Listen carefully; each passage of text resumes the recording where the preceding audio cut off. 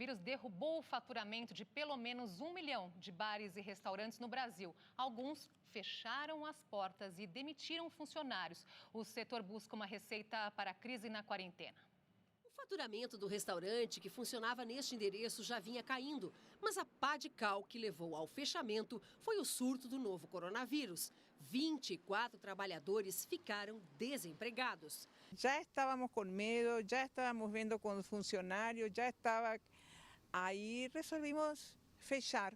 Segundo a associação que representa o setor, o Brasil tem 1 milhão de bares e restaurantes. Na quarentena, 100 mil fecharam as portas de forma definitiva. Dos 6 milhões de empregados, 900 mil já foram demitidos. A tendência, segundo a entidade, é piorar mais. 30% não deverão suportar esta pandemia se ela durar mais 15 dias. Podem resistir se realmente fizerem a lição de casa, ou seja, se em todos os setores onde tem custo, o sujeito conseguir reduzir os custos para enfrentar o que nós temos aí pela frente. A Federação de Hotéis, Bares e Restaurantes calcula que os prejuízos são gigantescos e o setor está sem fôlego para aguardar mais tempo. Uma perda para o turismo, de uma forma geral, da ordem de 14 bilhões de reais. Dentro desse prognóstico, infelizmente, de que as pequenas empresas só conseguem 16 dias sobreviver sem liquidez, a projeção da nossa federação, infelizmente, é que a partir agora da semana que entra, muitas empresas, especialmente as micro e pequenas, vão fechar e, com isso, mais demissões estão a caminho. Este restaurante, que existe há 40 anos, teve que adaptar as operações para não fechar as portas. Antes da pandemia, o restaurante recebia cerca de 190 clientes por dia. Hoje, no mesmo período, são feitas, em média, 32 entregas por delivery. Dos 35 funcionários, apenas 5 estão trabalhando. Para esta economista, a receita é negociar com os empregados e buscar créditos. Negociando, eventualmente, uma suspensão do contrato com base na medida provisória 936, ou a redução da jornada, ou o banco de horas, ou o teletrabalho, ou a antecipação de férias, mas evite ao máximo a dispensa nesse momento. Patrícia aqui lamentando a notícia, não é, Patrícia? Não tem como, é muito triste mesmo, mas acho que é difícil encontrar quem não vai pagar essa conta de alguma forma, não é, Patrícia? Eu acho que, assim, não tem como lutar contra a realidade. Precisa, como o doutor Marcelo está falando, precisa de um período de isolamento social e, para isso, você precisa do governo compensando os salários. Um monte de gente vai perder o emprego. Agora estão acelerando aí os R$600 e outras ajudas, inclusive para empresas não demitirem. Mas é muito triste, né? Tem, acho que, principalmente esse setor que lida diretamente com o público e tem aglomerações por princípio, né? Os restaurantes, os bares estão sendo muito afetados. Alguns ainda estão se virando no delivery, né? Como nós vimos aí na reportagem. Eu acho que o problema é muito mais complexo do que isso. O restaurante é a ponta do iceberg de uma cadeia complexa de atividade econômica. Isso envolve o cinturão de produção de hortifruti granjeiro em torno de São Paulo. Envolve jogar fora alimentos que são perecíveis. Nós já vimos matérias, as pessoas jogando fora alfaces, tomates. Não tem como esperar, não tem como congelar esses alimentos. Se você fechou o cliente dele e a produção estava planejada para aquilo, ele vai jogar fora. Tem uma outra implicação, a perda de renda é muito mais do que os 900 mil desempregados direto do restaurante, porque afeta toda essa cadeia de logística, de produção de alimentos, de transporte, de comercialização de insumos, de higiene, enfim, isso é um desastre, isso é uma consequência absolutamente terrível. O que me deixa particularmente muito penalizado em relação a isso é que eu não tenho nenhuma certeza de que isso precisaria ter sido feito dessa forma.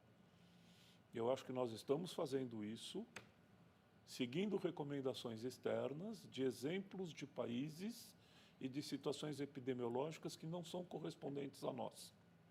E faltou, e continua faltando, infelizmente, uma discussão... Mas por se tratar também de um vírus novo, uma novidade para todos, é o único exemplo que temos a seguir, não é, doutor? Não.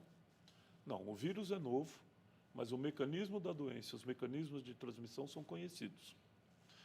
E você pode fazer uma análise da sua situação sociodemográfica, epidemiológica, climática e verificar quais são as diferenças em relação aos países que foram duramente atingidos. E fazer planejamento de medidas que poderiam ser praticamente igualmente eficazes, sem trazer um desarranjo no tecido social que essas medidas estão trazendo no mundo inteiro. Eu não estou dizendo que isso é aqui do Brasil. Isso é uma recomendação, que é um carimbo, façam isso ou estão errados. E isso não é verdade. Isso é que é uma pena. Ao mesmo tempo, o senhor disse que, de fato, esse distanciamento social serviu para reduzir o número de infecções. Não tem dúvida, mas aí nós temos que pensar a que custo. E mais do que pensar a que custo, eu não estou falando do custo econômico. O que mais mata no mundo é pobreza. O que mais mata no mundo, por várias formas. Desnutrição, doenças relacionadas a desarranjo social, urbano, depressão. Pobreza é um problema muito sério em relação a vidas humanas. Então, essa dicotomia, eu estou salvando vidas, a economia que se dane, isso é um sofisma, isso não é real. Porque as duas coisas estão interligadas. Mas o que me incomoda não é nem isso. É que existem alternativas que poderiam estar sendo discutidas. E que, se fossem discutidas e propostas e explicadas adequadamente à população... Qual que é a principal no seu entendimento, doutor? São várias, aí a gente teria que fazer... Mas são várias coisas que a gente pode pensar que não tem... Eu vou dar um exemplo. Por exemplo, hoje o fluxo de viagem aérea está proibido no mundo. Estados Unidos fechou os voos de toda a Europa, menos Inglaterra, para os Estados Unidos. O Brasil fechou os voos, a Europa fechou os voos. Qual é o sentido de você fechar as viagens aéreas se todos os países têm transmissão local da doença? Pois é. Já estão infectados, a doença está aqui. Não é um avião chegando que vai fazer isso. Isso quer dizer que eu libero a viagem aérea? Não. Eu deveria fazer algumas medidas de vigilância de quem está viajando, para ver se estão doentes ou não, se estão sintomáticos ou não, e barrar na entrada do avião, não é na chegada do aeroporto da cidade, como estava sendo feito, é na entrada do avião, e fazer um mecanismo que é muito simples, isso se fez no passado, fazer fichas de notificação dos passageiros, para que isso fosse informado ao sistema de saúde, e se houver um indivíduo doente infectado, você imediatamente localiza os comunicantes. Hoje, entre o reconhecimento de um doente num voo e o reconhecimento de quem esteve em risco, você vai levar 30, 40 dias. Isso é mortal.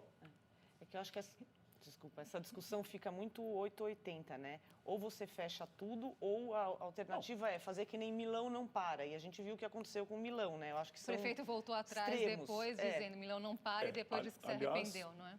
By the way, isso foi usado aqui politicamente também, esse vídeo, a declaração do prefeito, totalmente fora de contexto. Porque aquele vídeo, Milão não para, feito pela sociedade privada, um grupo de empresários, foi um vídeo muito errado. Muito errado. Mas depois o próprio prefeito disse que voltou atrás dizendo que errou, né? Ele retweetou o vídeo. Ele errou. Ele compartilhou o vídeo. Ele compartilhou o vídeo e ele errou porque ele acreditava naquilo. Mas isso aqui foi usado num contexto que não é bem aquele. Esse é outro problema.